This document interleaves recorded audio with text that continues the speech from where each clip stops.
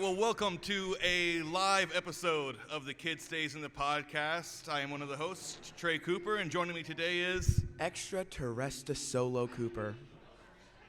That's probably the worst one. That was really good. That took time and thought and effort. Extraterrestrial Solo Cooper? No, Extraterrestrial Solo Cooper. Even worse. It's like terrestrial. Every week, the name that he gives himself gets worse and worse. I think you're just jealous that you can't use your brain like I can. No, I'll use my own regular name. You haven't seen my quick wit. So this week we're going to be discussing the 1982 classic, The Thing by John Carpenter. Yep. So this is one of my favorite movies, and for a long time, Solomon said it was one of the worst movies he'd ever seen in his life. So I'm interested to see if his opinion has changed at all. This movie, in my head, my dad took me to see a movie called Last of the Mohicans, and that was the worst movie I've ever seen. This was the second worst movie. Look at the audience. They're booing you, saying The Last of the Mohicans is the worst How is movie that you've ever seen. Why is that the defending point? The Thing is way better. Well, people love The Last of the Mohicans. That's why I took you to see it. Well, I was 8 years old, guys. It was not fun. Apparently. Okay, so The Thing. Before we get into it, every week we ask Solomon to give one of his patented plot synopses because he's so good at summarizing the plot of a movie. So for those who haven't seen The Thing, why don't you just quickly tell us what that movie is about? I got this one in the bag, guys. There is... Shoot, I am so screwed. There's a remote base in Antarctica, and filled with people, and an alien. Remember what the synopsis means short. Yeah, and it's barely been one sentence. An alien is run amok in the base. This is the worst. This is the worst one yet. Everyone's got to figure out who the alien is because it will take the appearance of anyone. Okay. Thank you. Those are pity claps. Claps. They know how good it was. Just people don't understand this roundabout way that I go about talking. Yeah, that's just not how a plot synopsis normally works. Anyway, so The Thing, I remember when I first watched it, and this is something that we kind of discussed whenever we were watching the film for the 1 millionth time, is at the very beginning, the movie opens like a kind of in media res with a dog being chased by two, we later find out, Norwegians in a helicopter, and they're like snipering the dog. And they start throwing grenades at the dog. They also suck at snipering this dog. They shoot like 50 shots and never, ever hit one. Have you ever tried to shoot a running dog from a moving helicopter? Yes, obviously, Dad. I always am shooting dogs out of moving helicopters. Well, until you do that, I don't think you should judge their shooting abilities. Fine. Anyway, this movie opens, it's very weird. You're very confused about what's happening. Why are these people chasing this dog? Why are they so adamant about killing it? So I've seen this movie a lot of times. Every time, whenever I was a kid and I watched it, I would always be confused about why they were doing this to this dog, what was going on with the dog. I never for 1 second was suspicious of the dog. But watching it again, the movie makes it so obvious that this dog is evil. It's almost like a joke how much they cut to it's like Chekhov's dog, how much they are showing this dog on screen. It really is. Like they'll be like, something killed all these men. What could it be? And then the cue scary music and pan to the dog under the table. So I have no idea how I was thrown by the fact that this dog was clearly going to be an alien. You must have not been a very smart child back then. I guess not. So anyway, when you were watching the movie again, I know you thought it was really boring when you were older. Did you think that the pacing of the movie worked really well, or did you think it was still feel really slow to you? At first, I felt even though I felt pretty drowsy, but as the movie came, to actually not find itself, but I'm sure it always has its. Yes, the movie had found itself from the very beginning. Yeah, but I think once I got 30 minutes in, 15 minutes in, I was able to rally myself. I think it's just a me problem, honestly. I agree. It's not the movie.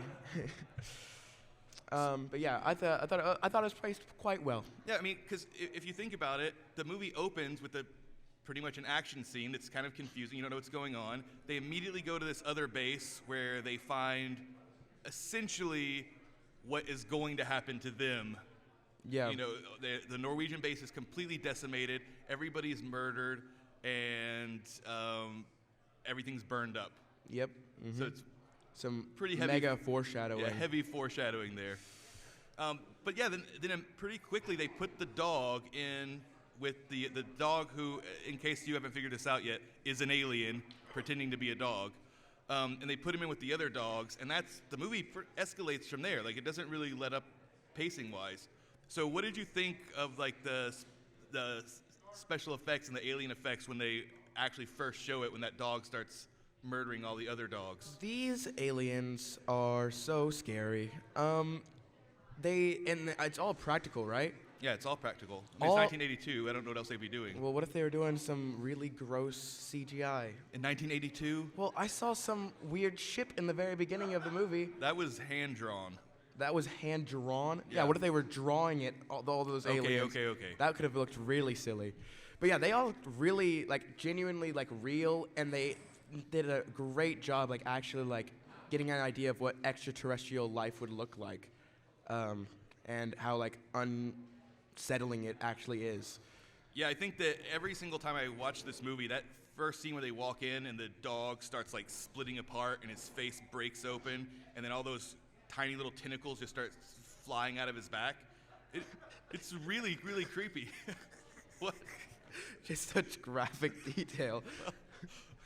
I don't want people to go into this thinking that dogs aren't gonna, rip it into little pieces. Yeah, they even have like tentacles on their legs too. It was like a weird, hairy, slimy. Yeah, and they grow out like spider. spider legs out of their sides. All really weird stuff. It was actually really sad though. All those poor dogs. They didn't deserve that. I was thinking about that whenever we were watching it. That now that would be the scene that had to get cut out, is the part where all the dogs get murdered. Everyone would be like, no one will be able to handle this. It's sad how much people, like, I feel like, have more sympathy and empathy for dogs in movies. Like, even The Conjuring, is it the first movie? Yeah. I would always cry anytime I thought the dog was anywhere close to getting hurt. Well, in a way, it kind of makes sense, because the dogs didn't ask to be there. They didn't ask to get put in that cage. You know what I mean? All the humans at least have agency over their lives. That's true. So when their heads are getting split open by the alien, it is kind of their fault. That's fair. But the dogs, they were just hanging out there. They couldn't escape. That was the saddest lives. part. That one dog's like trying to rip the fence He was open. doing a good job too. He could have saved the whole dog community by biting off all those fences. Well, unfortunately, he did not make it. May rest in peace. So we start the movie with this great little set piece of the aliens erupting out of the dogs. So you get a sense of how gross and terrifying this alien is, right? Mm-hmm. But then the movie really quickly turns into kind of like a chamber piece, like an Agatha Christie story. Like it's just 6 or 7 guys trapped in a room wondering who the murderer is. In this case, it's a shape-shifting alien. But if Agatha Christie would have thought of that, I'm sure she would have written that as a book too. Someone would compare this to the hit game Among Us. Ooh. Ooh. What a crazy comparison. I mean, Among Us is definitely based on the thing, and the creators have said that. No. Yes, you're Among right. Us came out first. Someone played Among Us and then traveled back in time to 1982 to make a movie based on it. John Carpenter is a magical man. He could do crazy things. Well, at least you brought up something that was inspired by the thing. A lot of different movies and video games have tried this. But I really do want to talk about the fact that the genre of the movie kind of shifts into a mystery movie trying to figure out who the murderer was. Did you find that slowed the pace down, or did you think that it was more exciting? I think it actually increased the pace by 50 paces. What? What? That's just my personal, that's just how I feel about it. I felt like it gives more like tension and suspension within. Suspension? Are you just saying every word that you know? Within. Suspense in the movie. Suspense, not yeah. suspension. Well, I said tension. It rhymes. I figured that sounds better. Suspension and tension. That's cool. Not the same thing. That should be what movie people say. Okay, so it increased the paces 50%, and the movie has a great suspension. By 50 paces, not 50%. Okay, yeah, sorry. Okay. Mine made too much sense. Thank you. But yeah, I think this is when the movie really comes into its own. It's still really scary, and there's still a lot of really gross creature effects to watch. Mm-hmm. But it's also it becomes a very paranoid movie. Yeah, and they do a great job of actually like feeling like you would also understand like why they're doing what they're doing, yeah. And you would be just as paranoid, just because there is a crazy alien on the loose. Well, and you can tell, especially if you watch the movie a lot of times, you can tell when somebody becomes infected by the alien because they start behaving differently, but you won't ever see it happen. So like normally in a movie like this, people would just start dying. Yeah. You know what I mean?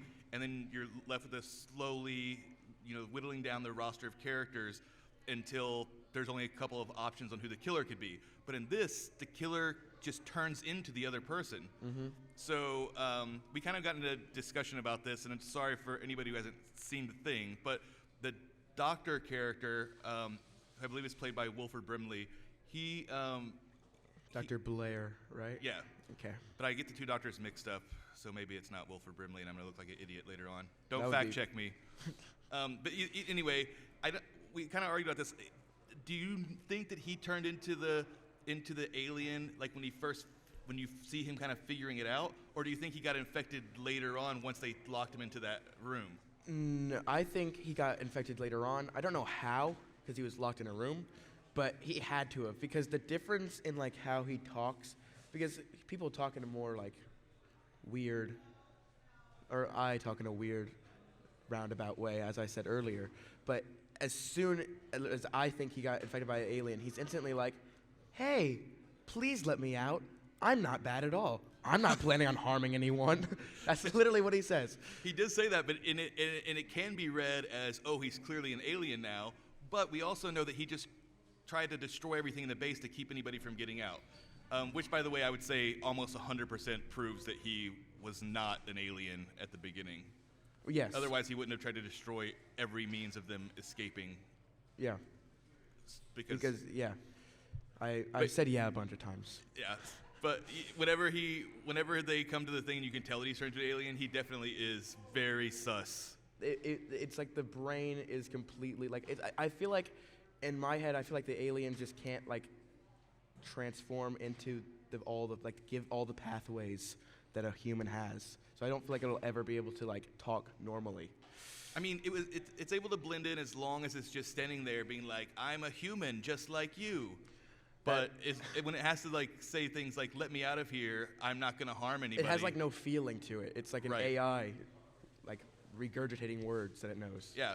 So something we forgot to mention at the beginning of this is that this movie stars Kurt Russell, and what would be a career resurgence. Not that his career had ever gone anywhere. But Solomon didn't know who Kurt Russell was, and it was deeply upsetting to me, even though it's clearly my fault. Look, I didn't not know who he was. I knew of him. I saw him in Guardians of the Galaxy Volume 2. Only because I pointed that out to you. But I did see him there. In my defense, I did show him all these movies. He's seen, like, Big Trouble in Little China, but he just doesn't remember it. That doesn't sound familiar at all. Well, you've seen it. I can guarantee you. Okay. But anyway, we're not talking about Big Trouble arguing. in Little China. So, wow, we're like way into the discussion of this movie, and we just now mentioned that Kurt Russell is yes, the star of the movie. Yeah, Kurt Russell stars in the movie as the helicopter pilot, McCready, and they do a little bit of a red herring thing in the middle where they try and make you think that McCready is the alien. You know, you find his vest all ripped up, and, he's out in the snow. I would say it definitely doesn't change my enjoyment of the movie, but watching it again, that misdirection never worked for me. Yeah, I kind of didn't even fully understand, and I was just like, I don't know why he would be it at all. I don't know when it would happen. It just didn't. Yeah, it never like really was. Well, like, they all went off. Remember, they I know, the guy and then cuts him loose. Yes, and then they cut him loose, and then they couldn't have possibly found his way back. He's been on the base for a long time. I'm sure he could find his way back. And also, like, he's too cool to be an alien, you know? He's Kurt Russell, who I love and know of. Yes, clearly.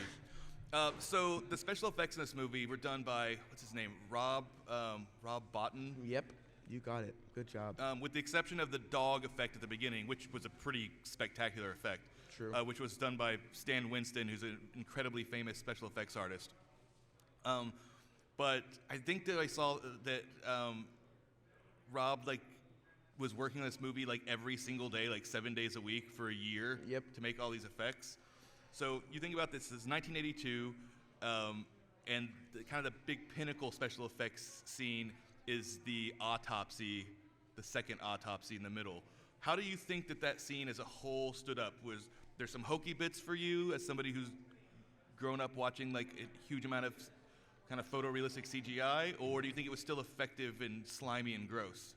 I'm going to be real. This, if it's the scene that I'm thinking of, was so stupid looking that I could not... So rude. He spent a year of his life... He spent a year of his life doing other things other than this one thing because this was so silly. When his hands go through that guy's chest and it Yes, turns into a mouth and bites his arms that off. was the goofiest thing I think I've ever seen in my whole entire life. It looked like cardboard teeth, and then I don't even understand how they possibly made his chest break. It looked like a board game. It made his chest break somehow. Like that, the break the ice game. That's what his chest breaking looked like. That's so rude.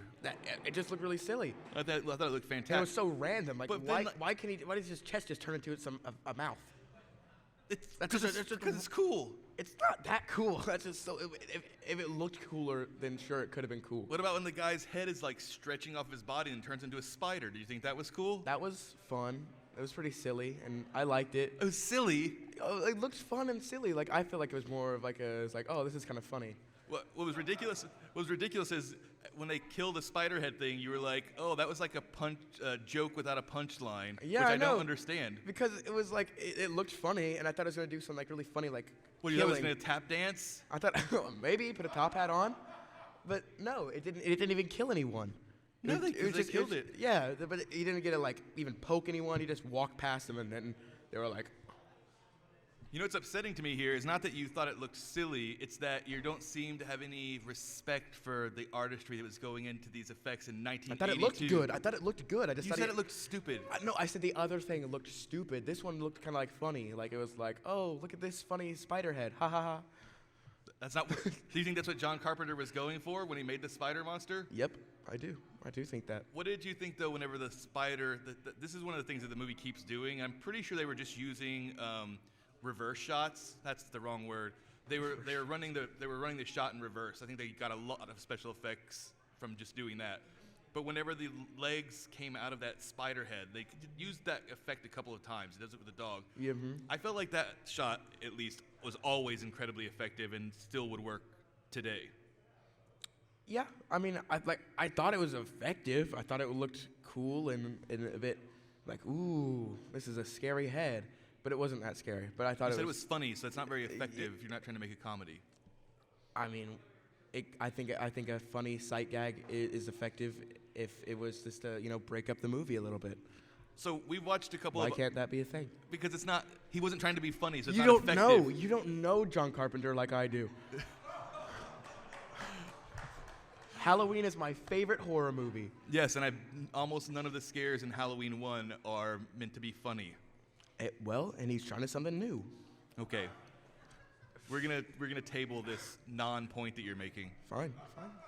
What I was gonna ask you is, so we've watched a lot of movies that use practical effects, that are more modern. What was I'm completely blanking on the movie's name, but the one with Nicolas Cage, The Color of the Sky or The Color of the Air. Oh yeah, that one. It's like a Lovecraftian movie. Yeah. It's I have no idea. I know it's the color of. It's the color of something. Color of aliens. No, God, no, it's not the color of aliens. Whatever. We you don't can know. look it Color up. It Out of has Nicolas Space. Cage in it. Yeah, Color of Space. Isn't it Color Out of Space? Yeah, Color Out of Space. Whatever. Enough of that. The Color of the Space. But that movie uses practical effects that I thought were very similar, right? A lot of merging, bodies mutating together, very slimy. Yep. So you don't think this movie kind of stacks up to like the effects in these modern movies that are using practical effects? There's only so far you can go. I think it does, considering like how old it is. I think 90% of the effects look great, but except for that chest one.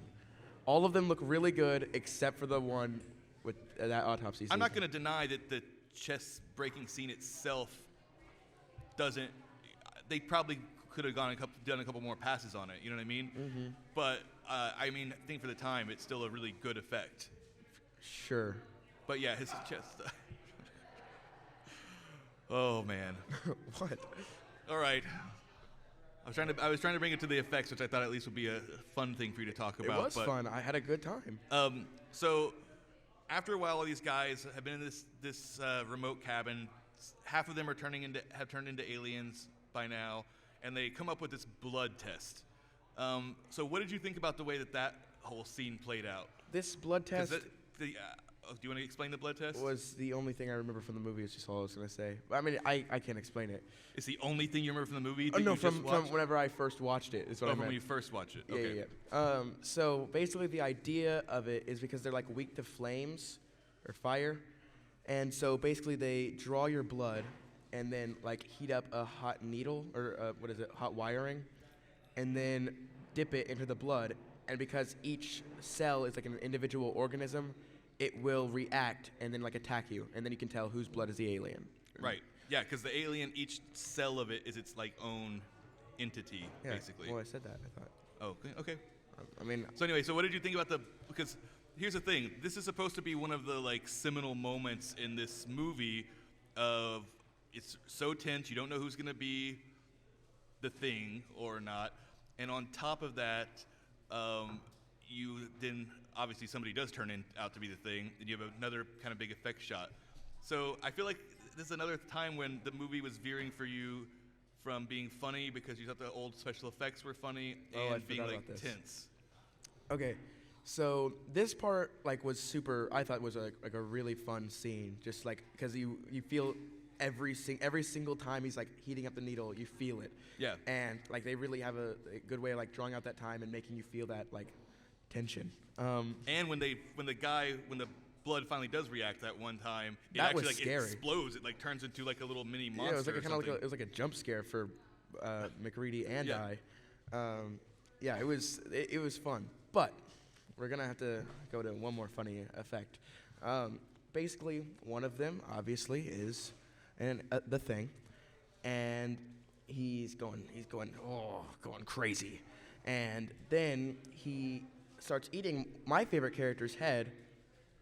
And but hang on, you got his whole head burst open and turn into a big mouth, and I know you hate when things turn into big giant mouths. Okay, I hate when chests do that. Only heads are perfectly fine on the table.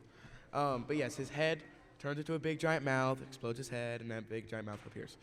And then he bites my favorite character's head, Windows, and then it's like it goes from like it bites it, and then it like cuts to him, and then it's like if Kermit the Frog was grabbed by the head and just shook all around, because it's just a little puppet, or obviously like a ragdoll, whatever, mannequin or whatever they did for it, and it looked so funny to me because it's like so exaggerated how much it's flying around the screen.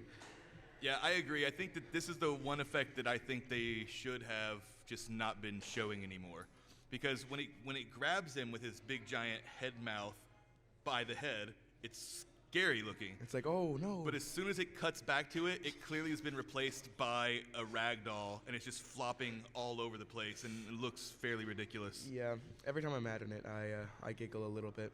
Well, just get it on loop. Get it on loop? Yeah, just put it on loop and I'll send it as watch a it before GIF. you go to sleep. I'll save it as a GIF and send it to all my friends. So we're rapidly approaching the end of this movie. Basically, almost everybody dies or turns into a thing, and we're left with two people. And so this is an argument that people have had for a very, very long time, and we're not going to solve it here. And that is, do you think that McCready or what's the other guy's name? Childs, yeah. One of them was the thing, because they basically both sit there and they're like, well, we're just gonna have to see what happens. So they're basically just gonna sit there and wait and see if one of them turns into the thing and tries to eat the other one, and that's the end of the movie. So where do you come down on this argument of is one of them the thing, or did they defeat it? So I did think it was weird that Childs came back randomly, but the thing is that Childs' way of talking felt more nuanced as a human being. It wasn't like AI. So I feel, me personally, neither of them were the alien. I totally agree. I think that neither of them was the alien, and it's one of those things that if they were going to do a modern reboot, or not a reboot, like what do they call them, the requels? Yeah. Like, they would find a way to make it to where one of them was the thing, and there wouldn't be a way for us to prove that they were wrong, even though it, to me, is very clear that neither one of them is the thing. I would have showed them that other doctor thing where he sounds like a drone, and then I would compare them. I'd be like, see how it's different? But still, logically, you wouldn't be able to prove it, like, scientifically, just because he doesn't sound like that guy. Why don't we ask John Carpenter then? John Carpenter's not We going are to very close. I've already said this. John Carpenter's just going to say what he's always said, which is he wants to keep it ambiguous. Okay, so we've gone through the whole plot. How did you feel about the movie fully now, from watching it? How old were you when you watched it the first time? Too young. No. I mean, obviously too young to appreciate it. I think 10 years old is when you should show your kids the thing, right? Yep, 100%. So since you first watched it, you thought it was incredibly boring.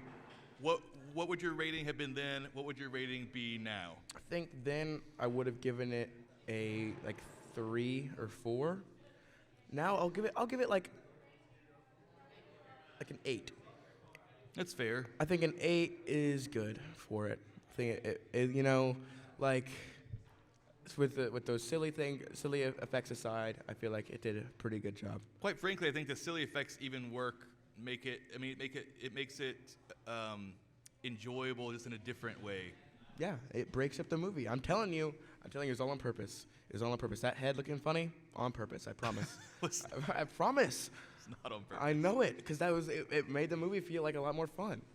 All right. Well, I obviously would give this movie like a 9, but that 8's fine. What's the lack of point?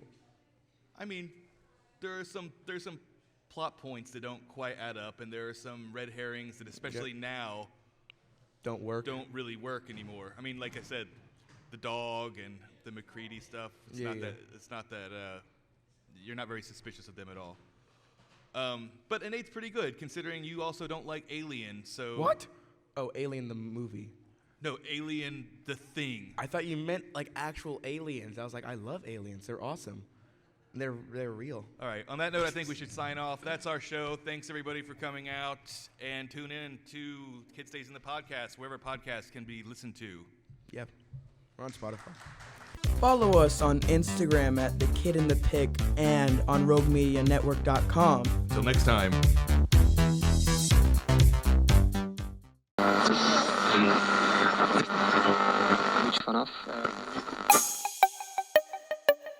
This has been a Rogue Media podcast.